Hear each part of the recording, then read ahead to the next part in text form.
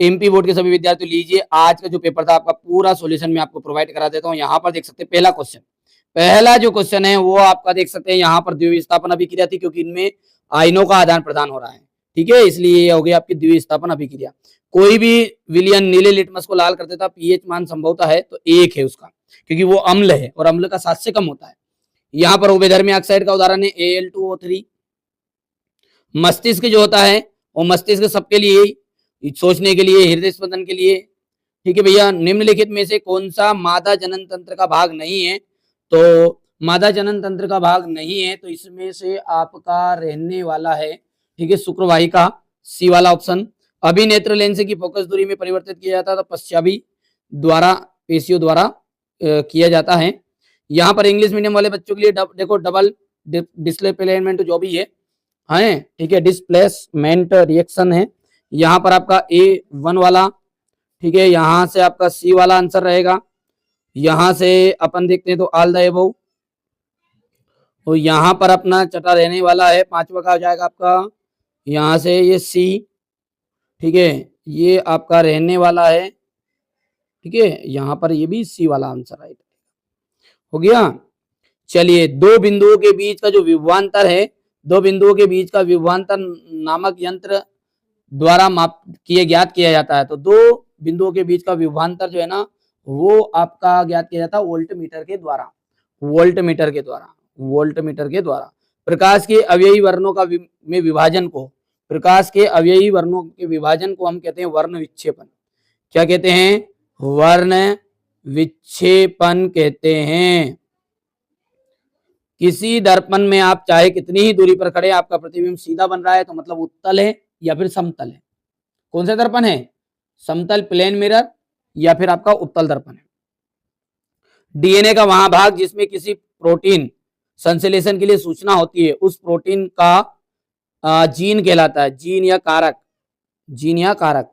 देखो हाइड्रा में जो होता है ना, हाइड्रा में आपका आलैंगिक जनन मुकुलन द्वारा होता है, ग्रंथि द्वारा स्रावित। तो कौन सी ग्रंथि? पीयूष ग्रंथि द्वारा स्रावित वृद्धि हार्मोन से स्रावित होता है। यहां पर अपन देखते हैं ये हो जाएगा। यहां पर अपन थोड़ा सा बड़ा करेंगे इसको, क्योंकि इतना सत्य सत्य की बात करें तो यहां पर है सत्य और असत्य। हमारे शरीर में रसायनों का सर्वाधिक मात्रा में संचित होना जैव आवर्धन कहलाता है, तो सत्य बात है। देखो दूसरा आपका असत्य रहेगा, क्योंकि विद्युन्मय तार जो होता है ना वो होता है लाल रंग का। ये हरा बोल रहा है, ये अर्थिंग वाला है जो जमीन में उतारते नहीं, वो है ये। काला जो है वो अपना लाइट वाले के साथ फेस और अर्थिंग रहता है अपना, वो रहता है काला, लाल रहता है लाइट। और ये जो हरे वाला है ये जमीन में घुसा है जो है, ठीक है, न्यूटन जो बोलते हैं अपन इसको, न्यूटन, ठीक है। प्रतिरोध का ऐसा ही मात्रा को में सत्य बात है। और यहाँ पर निकट दृष्टि दोष के लिए अवतल लेंस का उपयोग किया जाता है, इसलिए यह सत्य हो गया आपका। फिर आपका 5वां जो है फिर सत्य है और छठा आपका सत्य, यानी कि एक सत्य एक असत्य, एक सत्य एक असत्य, इस तरह के सत्य है। तो हो गया, हो गया। देखो बेटा मैंने पूरी तैयारी कराई, आपको अच्छे से तैयारी कराई, ऐसा नहीं कि नहीं यार तैयारी नहीं करी, कोशिश की मैंने प्रॉपर तरीके से। और पूरे एग्जाम में पूरी तरीके से, भले तरह तरह के कमेंट करते रहे बच्चे मेरे लिए, फिर भी मैंने उन बच्चों का साथ नहीं जोड़ा जिनको मेरे पर भरोसा था। चलिए कोई दिक्कत नहीं है, वो सब समय गया, बात गई, रात गई। चलिए यहाँ पर देखते हैं ऑक्सीजनित रक्त जो है धमनी है, वी ऑक्सीजन रहित रक्त जो है वो आपका सिरा हो जाएगा। द्विलिंगी पुष्प का जाएगा आपका, द्विलिंगी पुष्प का जाएगा गुड़हल। एक लिंगी पुष्प का आपका रहने वाला है, एक लिंगी पुष्प जो है वो, यदि हम बात करें एक लिंगी पुष्प की तो वो हो जाएगा पपीता। और संतरा में पाया जाता है सिट्रिक अम्ल और चींटी के डंक में पाया जाता है मेथेनोइक अम्ल। रहेगा ध्यान, यहां से सेम इसी तरीके से एक वाक्य में उत्तर है CaOCl2 का यौगिक का प्रचलित नाम। तो इसका प्रचलित नाम क्या है हमारा? ठीक है, विरंजक चूर्ण। क्या है इसका? विरंजक चूर्ण। इसका रासायनिक नाम पूछता तो कैल्शियम ऑक्सीक्लोराइड लिख के आए तो बच्चों ये गलत हो जाएगा, क्योंकि विरंजक चूर्ण ही लिख के आना था। कौन सी एक धातु आसानी से संचरित नहीं होती? तो भैया सोना लिख देते, चांदी लिख देते, प्लेटिनम लिख देते, ये ऐसी धातु जो आसानी से संचरित नहीं होती। मिश्र धातु क्या है? दो या दो से अधिक धातु के समांगी मिश्रण को मिश्र धातु या मिश्र धातु कहते हैं। हमारे मस्तिष्क में कौन सा भाग सुगंध का पता लगाता है? देखो घ्राण पालिया, मस्तिष्क के अंदर की जो घ्राण पालिया है वो लगाती है इस चीज का। दो तंत्रिका कोशिका न्यूरॉन सिनेप्स में कौन सी क्रिया होती है? तो रासायनिक और विद्युत दोनों। कौन सी होती है? रासायनिक और विद्युत। विद्युत शक्ति का व्यापारिक मात्रक क्या है? तो ये है किलोवाट घंटा। किलोवाट घंटा याद रहेगा भैया। बाकी अच्छे गया होगा आपका पेपर में।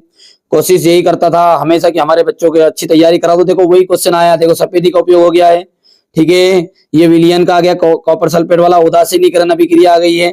यहाँ पर देख सकते हैं निस्तापन भर्जन एथेनॉल। जो बच्चे बाद में यदि 2026 की तैयारी कोई बच्चा करेगा तो उनके लिए देखो एथेनॉल के कोई दो गुणधर्म, एथेनोइक अम्ल के दो गुणधर्म बताने हैं। स्वापोषी रक्त लसिका में अंतर देख लो आप ध्यान से। यहाँ पर हार्मोन्स हो गए ऑक्सीन और चिवलेरिन के दो कार्य। यहाँ पर हो गया है कोशिकी प्रजनन की विधियां लिखनी है। मनुष्य में जननांग का केवल 2 भाग के नाम बताने हैं। उत्तल लेंस की फोकस दूरी हो गई है यहाँ पर, याद रहेगा। तारे क्यों टिमटिमाते हैं। बाकी सारे क्वेश्चन बेटा मैंने पूरी प्रॉपर तैयारी करे थे और एक भी क्वेश्चन ऐसा नहीं कि जो अपना उठ गया है अपने 6 मॉडल पेपर से। बाकी अब आ गया समय, बीत गई सो बीत गई भैया, अब नहीं किया तो कोई बात ही नहीं है। ये हो गया इनका। मेंडल ने मटर के पौधे का चुनाव क्यों किया? प्रभाविता का नियम लिखना है। भू संपर्क तार हो गया है, यहाँ पर देख सकते हैं। ये समीकरण को संतुलित करने वाला जो कि मैंने बताया था वही हुबहू छप गया है। यहां से देख सकते हैं नेफ्रॉन का हो गया, नेफ्रॉन की संरचना कार्यविधि। यहाँ पर देख सकते हैं अवतल दर्पण द्वारा रेखा चित्र बताना है, यहाँ पर फोकस पर हो। और ये अपवर्तन के 2 नियम और अवतल दर्पण के उपयोग बताने थे। तो बेटा मैंने पूरी तैयारी कराई आपकी, तो प्रॉपर आपको मैंने पूरा गाइडेंस किया। चैनल पर पहली बार सब्सक्राइब करिए, जैसा गया है अच्छी बात है और अच्छे से तैयारी करना अब 11th के लिए आगे। अभी तो एंजॉय करो। चलिए तो मिलते हैं अगले वीडियो में।